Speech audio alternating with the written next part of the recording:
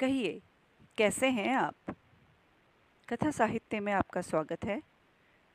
आज की कहानी पारसमणि। प्राचीन काल की बात है।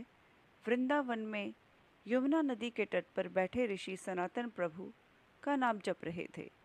एक निर्धन ब्राह्मण ने आकर नमस्कार किया। सनातन ने पूछा, भाई, तुम कहाँ से आ रहे हो? तुम्हारा नाम क्या है? ब्राह्मण बोला, महाराज, बहुत दूर से आया हूँ। मेरा दुख कहा नहीं जा सकता। प्रभु की पूजा करते हुए एक रात्रि में मानो कोई देवता मुझसे कह गए थे, यमुना के तट पर सनातन गोस्वामी के पास जाकर प्रार्थना करना। वह भले साधु तुम्हारी मुश्किलों को दूर करेंगे। सनातन बोले, भाई, मेरी उम्मीद पर तू यहाँ आया है, पर मैं क्या हूँ? जो कुछ था उसे फेंक कर सिर्फ यह झोली लेकर जगत में निकल पड़ा हूँ। मगर हाँ, मुझे याद आता है किसी दिन किसी को देने के लिए काम आएगी, यह सोचकर उस जगह पर रेती में एक मणि दबाकर रखी हुई है। जाओ भाई, उसे ले आओ। तेरा दुख उससे दूर होगा।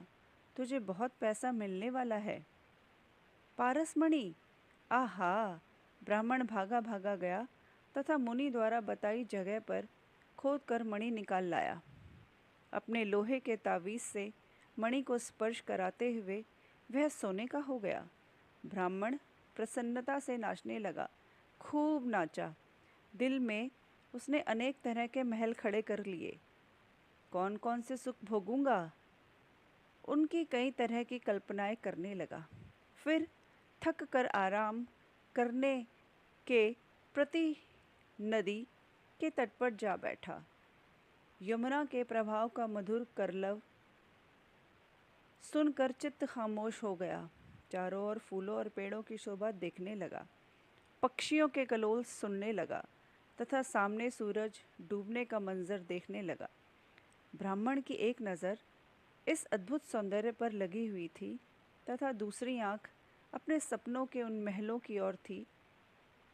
उसका हृदय डोलने लगा। उसने सनातन गोस्वामी का स्मरण हो आया। उसे कई बातें याद आने लगी। ब्राह्मण दौड़ता दौड़ता सनातन गोस्वामी के पास जाकर चरणों में गिर पड़ा। नेत्रों में आंसू भरकर गदगद होकर बोला, जिसने अनंत संपत्ति देने वाली मणि मिट्टी के समान समझकर दे दी, उसके पैरों की धूल ही मुझे चाहिए। यह मणि मुझे नहीं चाहिए। यह कहकर उसने मणि को नदी के गहरे पानी के अंदर फेंक दिया।